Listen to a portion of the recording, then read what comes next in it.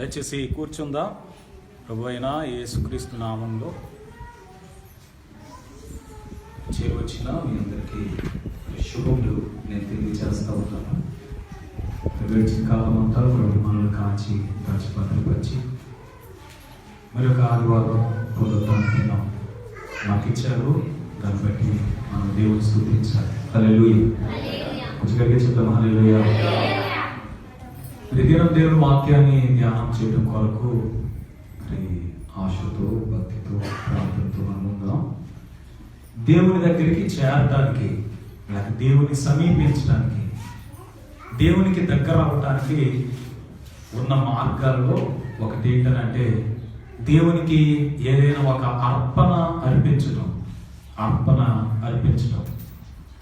అర్పణ యొక్క ఉద్దేశం ఏంటంటే దేవునితో సహవాసం చేయటానికి, దేవుని సమీపించడానికి.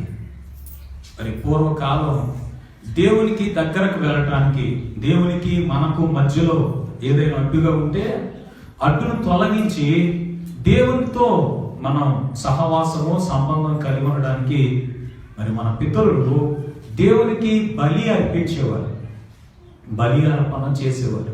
బలి అర్పించినప్పుడు దాన్ని దహన బలిగా అర్పిస్తే ఆ సువాసనను ప్రభు ఆగ్రానించేవారు అని బైబిల్లో మనం చదువుతాం. ఆ సువాసనను ఆగ్రానించటం అని అంటే ఆ బలిని ప్రభు అంగీకరించటం, అర్పణ ప్రభు అంగీకరించటం. ప్రభు అర్పణ అంగీకరించిన తర్వాత వీరి పాపాలు క్షమించబడేవి. అంతేకాకుండా వారు దేవుని దగ్గరకు వచ్చి ఏదైతే అడిగేవారో, ఏదైతే కోరుకునేవారో ఆ కార్యాన్ని ప్రభు జరిగించేవారు. హల్లెలూయా. అయితే ఈ మధ్యాహ్న వేళలో దేవుని సమీపించడానికి గల ఈ మార్గం గురించి నేను మీతో కొన్ని మాటలు పంచుకోవాలని ఆశపడుతున్నాను. ఒకసారి మనం లేవియ కాండం 3వ అధ్యాయం 1వ వచనాన్ని మనం చదువుతుంటే అక్కడ ఏమని రాయబడింది అంటే దేవునికి అర్పించేది ఏదైనా నిర్దోషమైన దానిని మనం దేవుని దగ్గరికి తీసుకొని రావాలి అని ఆ వచనం మనకు తెలియజేస్తూ ఉంది. ఒకసారి లేవియ కాండం 3వ అధ్యాయం 1వ వచనాన్ని ఒకసారి చదివిన తర్వాత మనం ముందుకెళ్ళిపోదాం. అతడు అర్పించున్నది సమాధాన బలి అయిన ఎడల అతడు గోవులలోని దానిని తీసుకుని వచ్చిన ఎడల అది మగదే గాని ఆడుదే గాని యెహోవా సన్నిధికి నిర్దోషమైన దానిని తీసుకొని రావాలి. వినండి ఈ మాట. దేవునికి అర్పించేది ఏదైనా లోపము లేనిది అర్పించాలి, నిర్దోషమైన దానిని అర్పించాలి, లేక పర్ఫెక్ట్ గా మంచిగా శ్రేష్టమైన దానిని అర్పించాలి. స్తోత్రం. అది దేవుని యొక్క పద్ధతి. దేవునికి అర్పించేది ఏదైనా, అది ఏదైనా కానీ గోవులలోని దాన్ని తీసుకుంటే కనుక మగదైనా ఆడుదైనా అది ఎలాంటిది అని అంటే నిర్దోషమైన దానిని దేవునికి అర్పించాలని వాక్యం చెప్తుంది. ఈ మధ్యాహ్న వేళలో దేవునికి కానుకలు తీసుకుని వచ్చిన లేక అర్పణ తీసుకుని వచ్చిన కొంతమందిని నేను మీకు జ్ఞాపకం చేస్తాను. మీకు పరిచయస్తులైన వాళ్ళే, ఇంతకు ముందు మీరు విన్న వాళ్ళే. యేసు ప్రభు వారు ఒకసారి దేవాలయంలో ఉన్నప్పుడు లూకా సువార్త 21వ అధ్యాయం 1 నుండి 4 వచనాలు మనం చదువుతుంటే ఆయన కానుకల పెట్టి దగ్గర నిలబడి ఉండి కానుకలు వేస్తున్న వారిని ఆయన చూస్తూ ఉన్నాడట. చూస్తూ ఉన్నప్పుడు అందరూ కానుకలు సమర్పిస్తున్నారు, అందరూ అర్పణలు అర్పిస్తున్నారు. అర్పిస్తున్నప్పుడు ఒక విధవరాలు 2 కాసులు వేసింది అని అక్కడ చదువుతాం. ఆమెను గురించి ప్రభు చెప్పిన ఒక మాట ఏంటంటే మనం చదువుదాం ఒకసారి 4వ వచనాన్ని.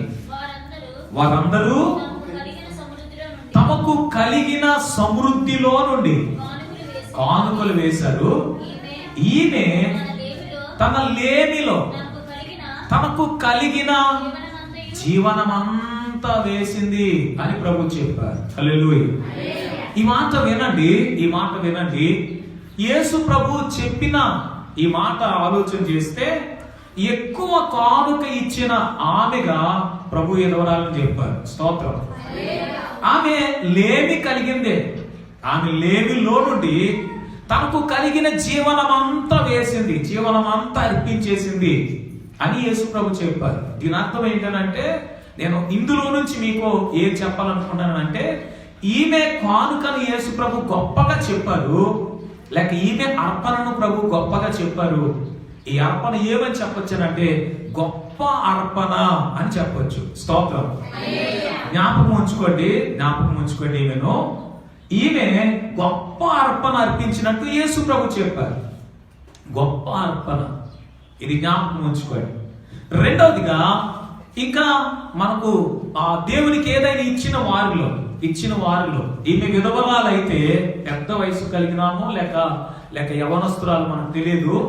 ఇంకొక చిన్న అబ్బాయి ఇచ్చిన దానిని కూడా మనం ఎక్కువ చెప్పుకుంటాం.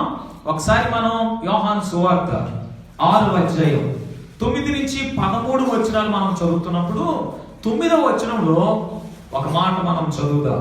9వ వచనంలో ఒక మాట చదువుదాం. యోహాను సువార్త 6వ అధ్యాయం 9వ వచనాన్ని ఒకసారి మనం చదువుదాం. ఇక్కడ ఉన్న ఒక చిన్నవాని యొద్ద 5 యవల రొట్టెలు 2 చిన్న చేపలు ఉన్నవి గాని ఇంతమందికి ఇవి ఏమాత్రమని ఆయనతో అనగా, యేసు జనులను కూర్చోబెట్టండి అని చెప్పి ఆ చోట చాలా పచ్చికై ఉండేది కనుక లెక్కకు ఇంచుమించు 5,000 మంది పురుషులు కూర్చున్నారు. ఇంకా మీరు 13వ వచనాన్ని చదువుతుంటే, వారు భుజించిన తర్వాత వారి వద్ద మిగిలిన 5 యవల రొట్టెల ముక్కలు పోగు చేసి 12 గంపలు నింపి. ఈ మాట వినండి. ఒక చిన్న అబ్బాయి 5 రొట్టెలు 2 చేపలు ఇచ్చారు. ఇది ఈ చిన్న అబ్బాయి ఇచ్చిన దానిని గురించి మనం మాట్లాడితే, ఎవరైనా చెబుతూ ఉన్నప్పుడు అతని యొక్క సమర్పణ కూడా గొప్పది అని చెబుతారు. అతని యొక్క సమర్పణ కూడా గొప్పది. ఎందుకు అనంటే, అప్పటికి 3 రోజుల నుంచి అక్కడ ఏం జరుగుతుందనంటే, యేసు ప్రభు ఆ వాక్యాన్ని బోధిస్తున్నారు. హల్లెలూయా. యేసు ప్రభు ఏం చేస్తున్నారు? వాక్యాన్ని బోధిస్తున్నారు. 3 రోజులు అయిపోయింది వారు భోజనం చేసి. అయితే వారిని ఆ ఆకలితో పంపించడానికి ఇష్టం లేక యేసు ప్రభు వారు, మీరు వారికి భోజనం పెట్టండి అని చెప్పారు. అందరూ వారు తెచ్చుకొని ఉంటారు, కానీ తెచ్చుకున్న దాన్ని తినేశారు. 3 రోజులు ఆకలితో ఎవరు ఉంటారు? ఆకలి వేసినప్పుడల్లా తినేసి ఉంటారు. లేక చాలా మంది తెచ్చుకోలేదేమో, ఏదైనా కావచ్చు. 5,000 మందికి భోజనం పెట్టడానికి ఒక చిన్న అబ్బాయి 3 రోజుల నుంచి తినడం మానేసి యేసు ప్రభు మాటలు మాత్రమే వినడం అనే దాన్ని చేసి, ఇంకా వారికి భోజనం పెట్టాల్సి వచ్చినప్పుడు 5 రొట్టెలు 2 చేపలు ఆ చిన్న అబ్బాయి ఇచ్చేసారు. ఈ చిన్న అబ్బాయి చేసింది కూడా ఒక మంచి సమర్పణ. స్తోత్రం. వినండి, ఇది కూడా జ్ఞాపకం పెట్టుకోండి. విధవరాల గురించి యేసు ప్రభు చెప్పారు, ఆమె తన జీవనం అంతా దేవునికి ఇచ్చేసింది. ఈ చిన్న అబ్బాయి కూడాను ఈ 5 రొట్టెలు 2 చేపలు ఉన్నప్పుడు ఒక రొట్టె తినేసి, నేను ఒక 4 రొట్టెలు ఇస్తాను అని చెప్పలేదు. అనుకున్నదంతా ఇచ్చేసాను. సరే, ఇలాగున దేవునికి సమర్పించిన వారి గురించి మనం చెప్పుకుంటూ వెళితే దేవుడు అంగీకరించిన అర్పణ, లేక దేవుడే మెచ్చుకున్న ఒక అర్పణ బైబిల్లో మనం చూస్తాం. అది ఎవరిది అని అంటే, హేబెలు యొక్క అర్పణ. స్తోత్రం చెప్పండి ఒకసారి. హల్లెలూయా. ఒకసారి మనము బైబిల్ గ్రంథంలో ఆదికాండము 4వ అధ్యాయానికి మన బైబిల్ తెరిస్తే, 3-4 వచనాలు ఒకసారి మనం చదువుదాం. కొంతకాలమైన తర్వాత కయీను పొలము పంటలో కొంత యెహోవాకు అర్పణగా తెచ్చెను. హేబెలు కూడా తన మందలో తొలుచూరున పుట్టిన వాటిలో క్రొవ్విన వాటిని కొన్ని తెచ్చెను. యెహోవా హేబెలును అతని అర్పణను లక్ష్యపెట్టి. ఈ మాట వినండి. కయీను హేబెలు వారు ఆదాముకు పుట్టిన మొదటి సంతానం. స్తోత్రం. అసలు భూమి మీద పుట్టినవాడు ఆదాము మొదటివాడైతే, ఈ రెండవదిగా కయ్యను భూమి మీదకి వచ్చాడు, మూడవదిగా హేబెలు భూమి మీదకి వచ్చాడు. స్తోత్రం. ఆదాముకు పుట్టిన కుమారులే కయ్యను, హేబెలు. ఈ కయ్యను సేద్యము చేసేవాడు, పొలాలు పంట పండించేవాడు. హేబెలు గొర్రెల మందను మేపేవాడు. అయితే కొంతకాలం అయిన తర్వాత కయ్యను పొలము పంటలో కొంత దేవునికి అర్పణగా తీసుకుని వచ్చాడట. హేబెలు తన మందలో నుండి క్రొవ్విన వాటిని దేవునికి అర్పణగా తీసుకుని వచ్చాడు. అయితే హేబెలు అర్పించిన అర్పణను దేవుడు అంగీకరించాడు అని వాక్యం చెప్తోంది. యెహోవా హేబెలును అతని అర్పణను ఏం చేశాడట? లక్ష్య పెట్టాడు. ఎందుకు అనంటే, హేబెలు అర్పణను గురించి క్రొత్త నిబంధనలో హెబ్రీయులకు రాసిన పత్రికలో ఈ గ్రంథకర్త ఏమని చెప్తాడనంటే, 11వ అధ్యాయము 4వ వచనాన్ని మనం చదువుతుంటే, హెబ్రీయులకు రాసిన పత్రిక 11వ అధ్యాయం 4వ వచనాన్ని చదువుతుంటే, హేబెలు శ్రేష్టమైన దానిని దేవునికి అర్పించాడటండి. హల్లెలూయా. ఏమర్పించాడు? శ్రేష్టమైన దానిని దేవునికి అర్పించాడట. ఇవన్నీ గుర్తు పెట్టుకోండి. ఒకటి, విధవరాలు అర్పించిన అర్పణ గురించి ప్రభు చెప్పారు. ఆమె తన జీవనం అంతా దేవునికి ఇచ్చింది. అది గొప్ప అర్పణ అని పేరు పెడుతున్నాను నేను.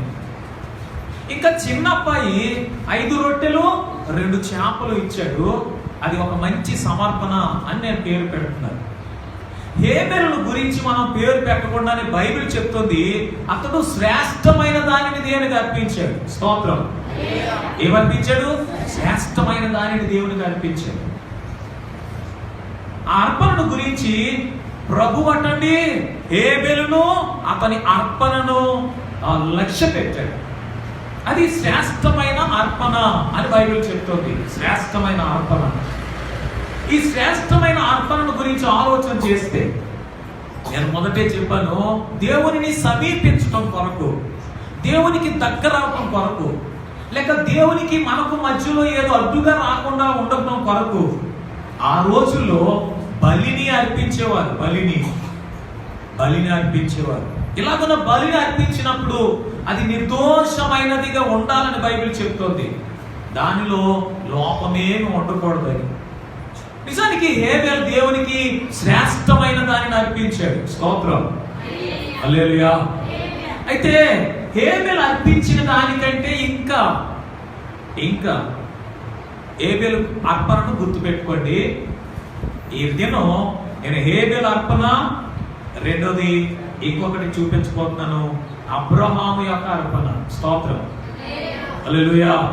అంటే అర్పణ గురించి పరిచయం చేయడానికి మాత్రమే విధవరాల్ని, ఆ చిన్న అబ్బాయిని నేను చూపించాను. హేబెలు యొక్క అర్పణ ఎంత గొప్పది అని బైబిల్ చెప్తుందంటే, అతడు శ్రేష్టమైన దానిని అర్పించాడు. స్తోత్రం. ఏమర్పించాడు? శ్రేష్టమైన అర్పణ అర్పించాడు. అయితే హేబెలు శ్రేష్టమైన అర్పణ అర్పించారని ప్రభువే సాక్ష్యం ఇచ్చారు, ప్రభువే దాన్ని లక్ష్య పెట్టారని చదువుతాం. అంతకంటే కొంచెం ఒక మెట్టు పైకెక్కి అబ్రహాము తన కుమారుణ్ణి దేవునికి బలిగా అర్పించడానికి సమర్పించేశాడు. స్తోత్రం. వినండి, ఇక్కడ వినండి. అబ్రహాము అర్పించిన దాన్ని ఒకసారి చదివిన తర్వాత మరలా వెనక్కి వద్దాం. ఆదికాండం 22వ అధ్యాయం. ఆదికాండం 22వ అధ్యాయం మొదటి నుంచి 12 వచనాల్లో ఆ సంగతులు ఉంటాయి. ఒకసారి మొదటి వచనాన్ని చదివిన తర్వాత మనము ఆ ఇస్సాకుల గురించి మనం తర్వాత చదివేసి మరలా వెనక్కి వద్దాం. ఒకసారి ఆదికాండం 22వ అధ్యాయం. ఆ సంగతులు జరిగిన తర్వాత దేవుడు అబ్రహామును పరిశోధించాడు. ఎట్లనగా, ఆయన అబ్రహామా చిత్తము ప్రభువా అన్నాడు. అప్పుడు ఆయన, నీకు ఒక్కడై ఉన్న నీ కుమారుని, అనగా నీవు ప్రేమించే ఇస్సాకును తీసుకొని మోరియా దేశానికి వెళ్ళి అక్కడ నీకు చూపించే పర్వతం మీద దహన బలిగా అతని నాకేం చేయాలి? అర్పించాలి. ఈ మాట వినండి. దేవుడు అబ్రహాముతో అన్నాడు, నీకు కలిగి ఉన్న ఒక్కడే ఉన్న నీ కుమారుణ్ణి నేను చూపించే ఆ పర్వతం మీదకి తీసుకుని వెళ్ళి, మోరియా దేశంలో ఉన్న పర్వతం మీదకి తీసుకెళ్ళి దహన బలిగా అర్పించాలి. ఏ బలి? దహన బలి. అంటే బలి అర్పించేయాలి, దాన్ని కాల్చి బూడిద చేసేయాలి, దహన బలిగా అర్పించాలి. అయితే అబ్రహాము వెనకాడలేదు. తనకు కలిగి ఉన్న ఒక్కగానొక్క కుమారుడైన ఇస్సాకును బలి ఇవ్వటానికి వెళ్ళిపోయాడు. స్తోత్రం, హల్లెలూయా. అతని యొక్క సమర్పణ, అతని యొక్క అర్పణను చూసిన ప్రభు ఏమండి నిశ్చేష్టుడు అయిపోయి, లేక ఆశ్చర్యపడిపోయి, అబ్రహాముకున్న అలాంటి సమర్పణను చూసి ప్రభువే ఇక ఏమైపోయాడనంటే ఆశ్చర్యచకితుడైపోయి అబ్రహాముతో మాట్లాడుతున్న మాట మనం చదువుతాం. ఒకసారి చూడండి, 12వ వచనాన్ని మనం చదువుదాం. అప్పుడు ఆయన, ఆ చిన్నవాని మీద చెయ్యి వేయొద్దు, అతనేమి చేయొద్దు, నీకు ఒక్కడైన నీ కుమారుని నాకు ఇయ్యటానికి నువ్వు వెనుక తీయలేదు, నీవు దేవునికి భయపడవాడవని ఇందువల్ల నాకు కనబడుతుందని చెప్పాడు. హేబెలుకును అబ్రహాముకు ఉన్న ఒక చిన్న తేడా నేను మీకు చెప్తాను. హేబెలు శ్రేష్టమైన దానిని దేవునికి అర్పించాడు. స్తోత్రం. ఏమర్పించాడు? శ్రేష్టమైన దానికి దేవునికి అర్పించాడు. హేబెలు అర్పించినట్టుగా అర్పించటం మనకు సులువే అని చెబుతారు. ఎందుకు అంటే హేబెలు తనకు కలిగిన ఆ గొర్రె పిల్లలో నుంచి శ్రేష్టమైన వాటిని తెచ్చి అర్పించాడు. స్తోత్రం. హేబెలు కంటే అబ్రహాము అర్పించిన అర్పణ కొంచెం కష్టతరమైంది. కారణం ఏంటంటే హేబెలు తనకు కలిగిన గొర్రెల మందలో నుండి కొన్నింటిని తీసుకొని వస్తే అబ్రహాము తన కన్న కుమారుణ్ణి దేవునికి అర్పించడానికి వచ్చాడు. హల్లెలూయా. హేబెలు కంటే అబ్రహాము యొక్క అర్పణ ఇప్పుడు గొప్పది. స్తోత్రం చెప్పండి సార్. హేబెలు కంటే అబ్రహాము యొక్క అర్పణ గొప్పది. కారణం ఏంటంటే హేబెలు తనకు ఉన్న ఆ గొర్రె పిల్లల్లో నుంచి అర్పిస్తాడు. ఒక గొర్రె పిల్లను అర్పించేసిన దేవుడు మిగిలిన వాటిని దీవిస్తే ఇంకొక గొర్రె పిల్ల ఇంకొక 2 పిల్లలను పెట్టవచ్చు. హల్లెలూయా. గట్టిగా చెప్పండి హల్లెలూయా. ఏమండి, దానికంటే ఇంకా కొంచెం ముందుకెళ్ళి అబ్రహాము చేసిన అర్పణ, అబ్రహాము యొక్క సమర్పణ ఎలాంటిదనంటే కన్న కుమారుణ్ణి. అబ్రహాముకు 10 మంది పిల్లలేం లేరు, యోబుకు 10 మంది పిల్లలు ఉన్నారు. స్తోత్రం. ఏమండి, యోబుకు 10 మంది పిల్లలు ఉన్నారు. ఆ 10 మందిలో ఒక్కరిని నువ్వు ఇచ్చేయాలి నాకనంటే, ఒకవేళ 10 మందిలో ఒకరిని ఇవ్వటం కొంచెం సులువేమో, కానీ అబ్రహాము తనకు కలిగిన ఒక్కగానొక్క కుమారుణ్ణి దేవునికి అర్పించేశాడు. హల్లెలూయా. కొంచెం గట్టిగా చెప్పండి హల్లెలూయా. మీరు అర్థం చేసుకోండి, హేబెలు అర్పణ శ్రేష్టమైంది. శ్రేష్టమైన హేబెలు అర్పణ కంటే ఇంకా ఘనమైంది ఎవరిదనంటే అబ్రహాము యొక్క అర్పణ. హల్లెలూయా. అర్థమవుతుంది అనుకుంటాను నేను. అబ్రహాము యొక్క అర్పణ. అబ్రహామును గురించి కూడా హెబ్రీయులకు రాసిన పత్రికలో రాయబడింది. ఆ తర్వాత చదవండి. హెబ్రీయులకు రాసిన పత్రిక 11వ అధ్యాయం 17వ వచనాన్ని తర్వాత చదవండి. మీకు అర్థమైంది అనుకుంటాను. హేబెలు శ్రేష్టమైన దాన్ని అర్పించాడు. హేబెలు అర్పణ కంటే అబ్రహాము యొక్క అర్పణ ఇంకా శ్రేష్టమైంది. హల్లెలూయా. హేబెలుకు అబ్రహాముకున్న తేడా చెప్పను. హేబెలు తనకున్న గొర్రెల మందలో నుండి కొన్ని ఇచ్చాడు. అబ్రహాము తన కన్న కుమారుని ఇచ్చేశాడు. హల్లెలూయా. ఈ రెండింటికంటే ఇంకా గొప్ప అర్పణ నేను మీకు చూపించడానికి అర్పణల గురించి మాట్లాడుతున్నాను. స్తోత్రం. ఈ రెండింటికంటే గొప్ప అర్పణ ఈ మధ్యాహ్న వేళలో మనం గమనించదగినది. ఎఫెసీయులకు రాసిన పత్రిక 5వ అధ్యాయం 2వ వచనాన్ని ఒకసారి చదువుదాం. ఎఫెసీయులకు రాసిన పత్రిక 5వ అధ్యాయం 2వ వచనాన్ని చదువుదాం. క్రీస్తు మిమ్మును ప్రేమించి పరిమళ వాసనగా ఉండడానికి మన కొరకు తన్ను తాను దేవునికి అర్పణగాను బలిగాను అప్పగించుకున్నాడు. హల్లెలూయా. వినండి, ఇప్పుడు హేబెలు అయితే గొర్రె పిల్లల్లో నుండి కొన్నింటిని ఇచ్చాడు. అంతకంటే ఇంకా గొప్ప అర్పణ ఎవరిదనంటే అబ్రహాముది. అబ్రహాము తన కన్న కుమారుణ్ణి ఇచ్చాడు. ఇప్పుడు అంతకంటే ఇంకా గొప్ప అర్పణ మనం చూస్తున్నాం. యేసు ప్రభు తనను తానే బలిగా అర్పణగా చేసేసుకున్నాడు. హల్లెలూయా. ఇంకా గట్టిగా చెప్పాలి హల్లెలూయా. వినండి, 3 అర్పణల గురించి నేను ఈ మధ్యాహ్నం మీతో మాట్లాడుతున్నాను. హేబెలు యొక్క అర్పణ చాలా శ్రేష్టమైంది, బైబిల్ అలా చెప్తుంది. అయితే హేబెలు అర్పణ కంటే అబ్రహాము అర్పణ ఇంకా గొప్పది. అబ్రహామును ప్రభువే స్వయంగా మెచ్చుకున్నాడు. నీకు కలిగి ఉన్న ఒక్కగానొక్క కుమారుడైనా నీ కుమారుణ్ణే నాకు అర్పణగా నీవు ఇచ్చేసావు, ఆ చిన్నవాడిని ఏం చేయొద్దు అని దేవునికే అదేమైపోయిందనంటే విస్మయం కలిగింది, ఆశ్చర్యం కలిగింది. అయితే అంతకంటే గొప్ప అర్పణ గురించి మధ్యాహ్నంలో నేను మీకు జ్ఞాపకం చేస్తున్నాను. యేసు ప్రభు వారు మన కొరకు తనను తానే బలిగాను అర్పణగాను చేసేసుకున్నాడు. స్తోత్రం. బైబిల్ చెప్తుంది, మిమ్మల్ని పరిమళ వాసనగా చేయటానికి. ఏం చేయటానికి? పరిమళ వాసనగా చేయటానికి. మిమ్మల్ని ప్రేమించి మీ కొరకు మన కొరకు క్రీస్తు తన్ను తాను బలిగాను అర్పణగాను చేసేసుకున్నాడు. ఈ తేడాలు మీరు గమనించాలి. ఒకటి గొర్రెల మందలో నుండి కొన్ని ఇవ్వటం, ఇంకొకటి తన కన్న కుమారుణ్ణే బలిగా ఇవ్వటం. అంతకంటే శ్రేష్టమైంది తనను తానే బలిగాను అర్పణగాను చేసుకోవటం. స్తోత్రం. అయితే ఈ మధ్యాహ్న వేళలో ఈ మూడింటిలో మనం అనుసరించవలసిన, మనకు మాదిరికరమైన అర్పణ ఏది అని నన్ను అడిగితే యేసు ప్రభువే మనకు మంచి మాదిరి. స్తోత్రం. హల్లెలూయా. మనకు కలిగిన వాటిని ఇవ్వటం నేను అంటాను, అది సులువే. ఈ రోజుల్లో ఎక్కువ మంది దీనికి అలవాటు పడిపోయారు. ఏమని అని అంటే వారు కలిగిన దానిని దేవునికి ఇస్తారు. అది మంచి అర్పణే. హేబెలు యొక్క సమర్పణ, హేబెలు యొక్క అర్పణ దేవుడు మెచ్చుకున్నదే. ఆ కలిగిన గొర్రెల మందలో నుండి కొన్ని ఇవ్వటం అది నిజానికి ప్రభు మెచ్చుకునేదే. చాలా మంది దీనికి అలవాటు పడ్డారు, లేక అలాగున ఉన్నారని చెప్పడానికి. కొంతమంది మందిరానికి రారు. వాళ్ళు ఏమంటారంటే మా పేరున ఈ కార్యక్రమం చేయండి. ఏం చేయండి? మా పేరున, ఏ పండక్కో పబ్బానికో లేకపోతే ఏదో ఒక సందర్భంలో వారు ఏమంటారంటే ఇదిగో ఏమంటే పాస్టర్ గారు మేము ఎలా అనుకున్నాం, మా పేరున ఈ మందిరంలో ఇది చెయ్యండి.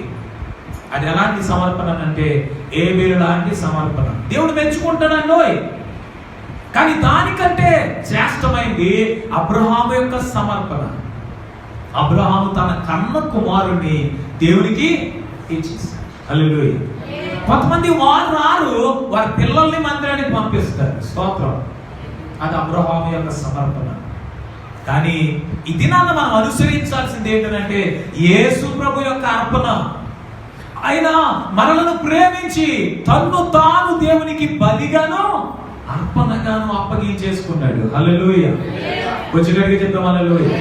మనకు కలిగిన వాటిని ఇంకా చెప్పాలంటే అబ్రహాం యొక్క అర్పణ గురించి నేనేం చెప్తానంటే మనకు బాగా ఇష్టమైన వాటిని, లేక మన ప్రాణముతో సమానమైన వాటిని, లేక మనకు కలిగి ఉన్న వాటిలో ఎక్కువైన విలువ కలిగిన వాటిని దేవునికి ఇవ్వటం అని చెప్పచ్చు. కొంతమంది వారు కలిగిన వాటిలో ఎంతో కొంత దేవునికి ఇస్తారేమో. అయితే కొంతమంది వారికి బాగా విలువైనవి ఏదైనా ఉంటే అది దేవునికి ఇచ్చేస్తారేమో. కానీ దానికంటే ప్రభు కోరుకునే అర్పణ సమర్పణ మనల్ని ప్రభు కోరుకుంటున్నాడు. హల్లెలూయా. చెప్పండి హల్లెలూయా. ఈ మధ్యాహ్న వేళలో యేసు ప్రభు తనను తానే సమర్పించుకున్నట్టుగా మనం కూడాను మనల్ని మనమే దేవునికి అర్పించేసుకోవాలి. స్తోత్రం. మనకు కలిగి ఉన్న వాటిని ఇవ్వటం సులువే, లేక మన ప్రాణంతో సమానంగా ఎంచుకున్న వాటిని, చాలా విలువైన వాటిని ఇవ్వటం కూడా. ఎందుకంటే కొంతమంది దేవునికి వెండి బంగారాలు కూడా సమర్పించే వాళ్ళు ఉన్నారు. చాలా విలువైన వాటిని ఇచ్చేవారు ఉన్నారు. విలువైన అత్తలు ఇచ్చిన స్త్రీ గురించి బైబిల్ చెప్తుంది, చాలా విలువైన అత్తలని. అలా విలువైన వాటిని దేవునికి ఇచ్చేవాళ్ళు ఉన్నారు. దానికంటే ప్రభు విలువగాను వెలకట్టలేని బలిగాను ఇచ్చేది ఎవరనంటే మనల్నే. హల్లెలూయా. కొంచెం గట్టిగా చెప్తాం హల్లెలూయా. ఎందుకంటే బైబిల్ మన గురించి చెప్తుంది, మీరు మీ సొత్తు కాదు, మీరు విలువ పెట్టి కొనబడిన వారు. వెండి బంగారముల వంటి క్షయ వస్తువుల చేత మీరు విమోచించబడలేదు. పేతురు ఆ మాట చెప్తున్నాడు. ఒకసారి మనం చదివిన తర్వాత మనం ముందుకెళ్ళిపోతాం. ఒకసారి పేతురు రాసిన మొదటి పత్రిక, పేతురు రాసిన మొదటి పత్రిక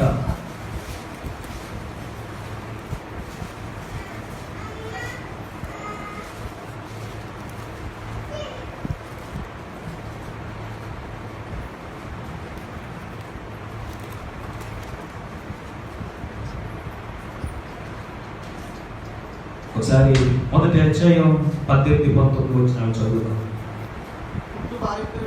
పితృపారంపర్యమైన మీ వ్యర్థ ప్రవర్తనను విడిచిపెట్టునట్లుగా, వినండి మాట, వెండి బంగారముల వంటి క్షయ వస్తువుల చేత మీరు విమోచించబడలేదు కానీ అమూల్యమైన రక్తము చేత, అనగా నిర్దోషమును నిష్కలంకమునకు గొర్రె పిల్ల వంటి క్రీస్తు రక్తము చేత మీరు విమోచించబడ్డారని మీరు ఎరుగుదురు కదా.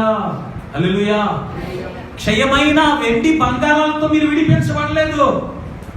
క్షయ వస్తువులైన వెండి బంగారాలతో మీరు కొనబడలేదు.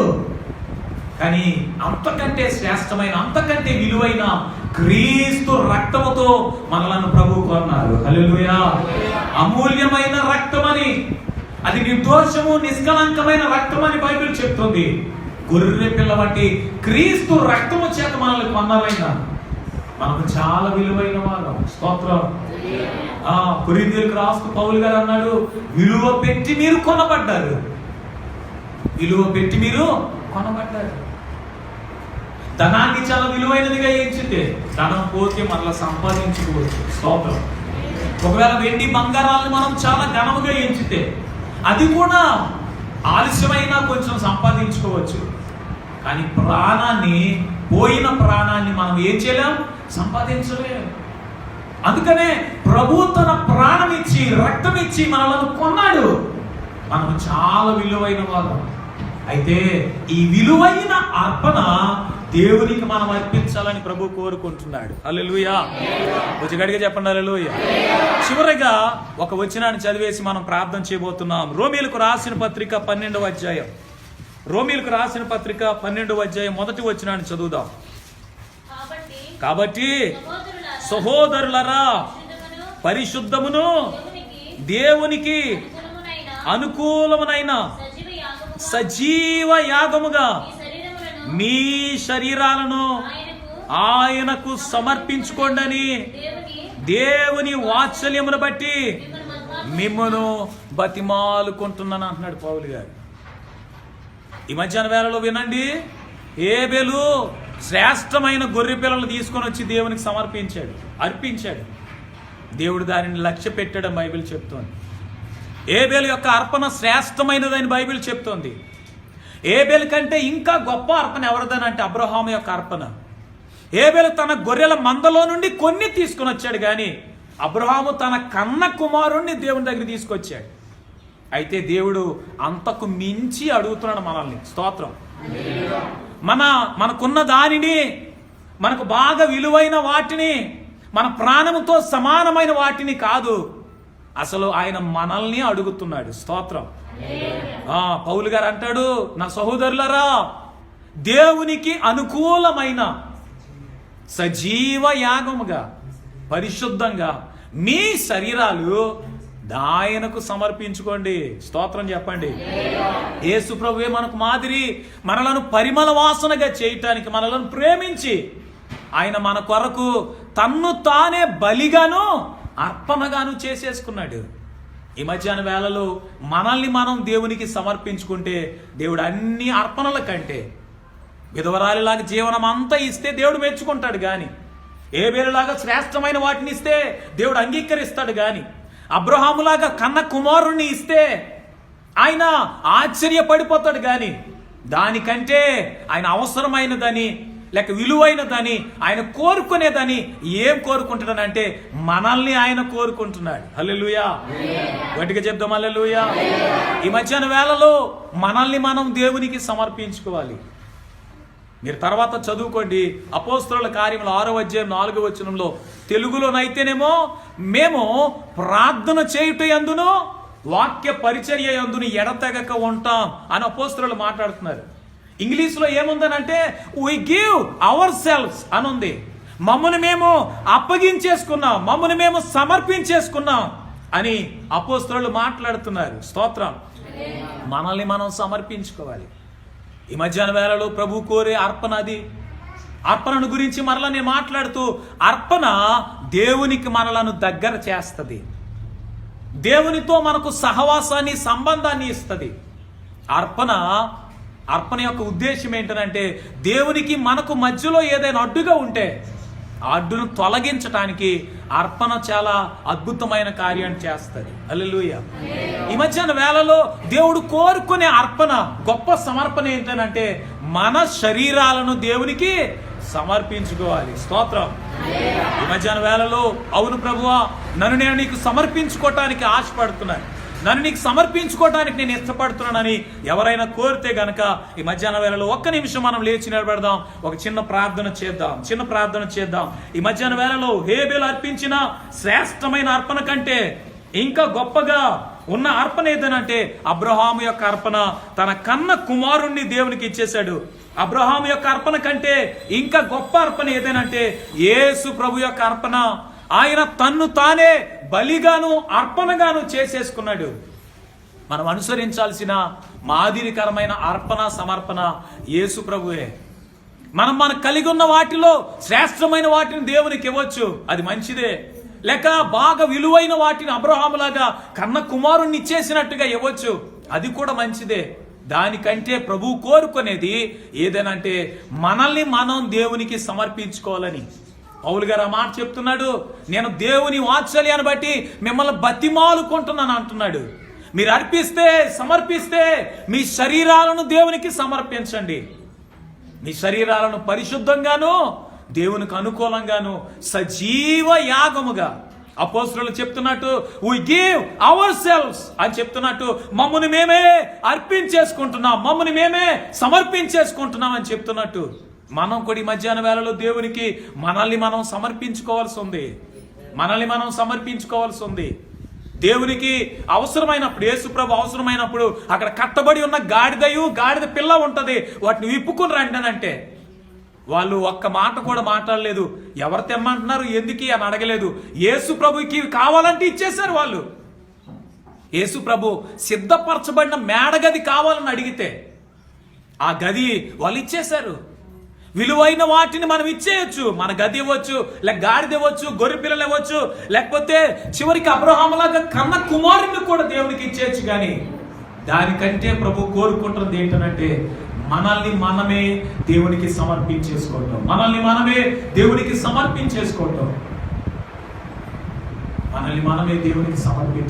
నచ్చిన వేళల్లో ప్రభువా నన్ను నేను నీకు సమర్పించుకున్నానని ఎవరైనా చెప్పడానికి ఇష్టపడితే మనం ప్రార్థన చేద్దాం. తరలు వచ్చి కళ్ళు మూసుకొని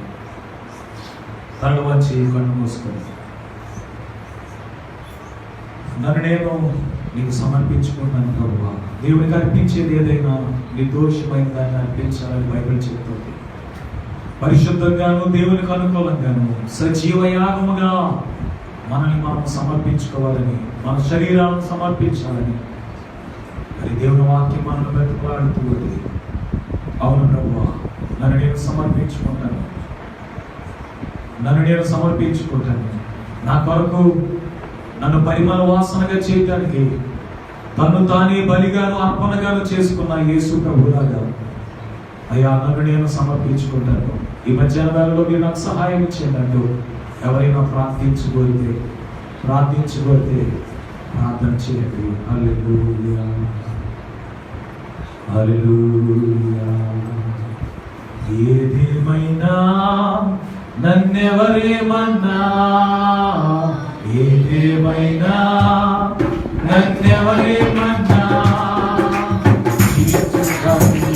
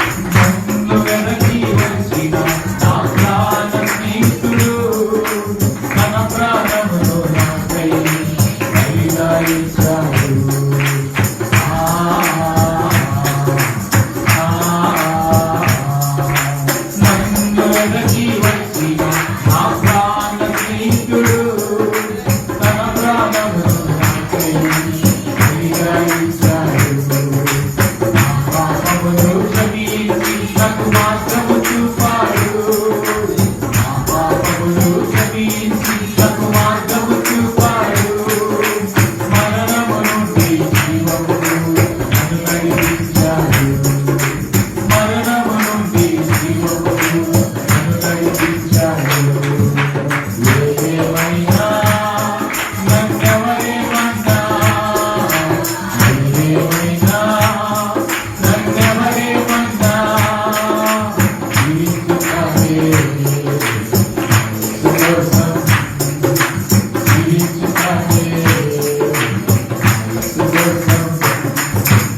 ఏదేమైనా నన్నెవరేమన్నా, ఏదేమైనా నన్నెవరేమన్నా.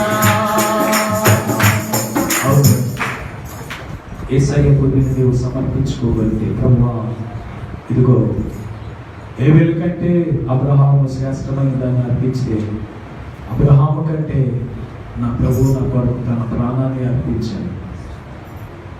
దేవుని వాక్యం నన్ను కోరుతున్నట్లుగా నన్ను నేను నీ సన్నిధిలో సమర్పించుకోగలుగుతున్నాను. మీరు నాకు సహాయం చేయండి. ప్రభు సన్నిధిలో ప్రార్థన చేద్దాం. పరిశుద్ధమైన మా తండ్రి, మీరు మాకు అనుగ్రహించిన ఈ శ్రేష్టమైన సందేశమును బట్టి స్తోత్రాలు. ఏమీ సందేహపడకుండా అయ్యా మమ్మల్ని మేము నీ సన్నిధిలో సమర్పించుకునేటట్టుగా పరిశుద్ధాత్మ తండ్రి మీరు మాకు సహాయం చేయమని ప్రార్థన చేస్తున్నాను. అయ్యా ఈ మధ్యాహ్న వేళలో వాక్యం వినిన తర్వాత అయ్యా అపోస్తలుల వలె we give ourselves అని మమ్మల్ని మేమే సమర్పించుకుంటున్నామని ఎవరైతే అయ్యా వారిని వారు నీ సన్నిధిలో సమర్పిస్తున్నారో మీరు వారిని అంగీకరించమని ప్రార్థన చేస్తున్నారు. అర్పణ నీతో సహవాసాన్ని సంబంధాన్ని కలిగించినట్టుగా నీ బిడ్డల యొక్క సమర్పణ నీతో వారికి మరింత మంచి సహవాసాన్ని మంచి సంబంధాన్ని మీరు చేయమని ప్రార్థన చేస్తున్నారు. అయ్యా వాక్యం ఇచ్చినందుకు వందనాలు. ఈ వాక్యమును వెల్లడి చేసావు ప్రభా, స్తోత్రాలు. అది హృదయాలలో వెలుగును కలుగ చేసి అయ్యా తెలివిని జ్ఞానాన్ని కలుగ చేసి ప్రభువా నీ కొరకు మరింత సమర్పణతో ముందుకు సాగిపోయేటట్టుగా కృప చూపించమని యేసు నామములో ప్రార్థన చేస్తున్నాం తండ్రి. ఆమేన్. దయచేసి అందరూ కూర్చుందాం.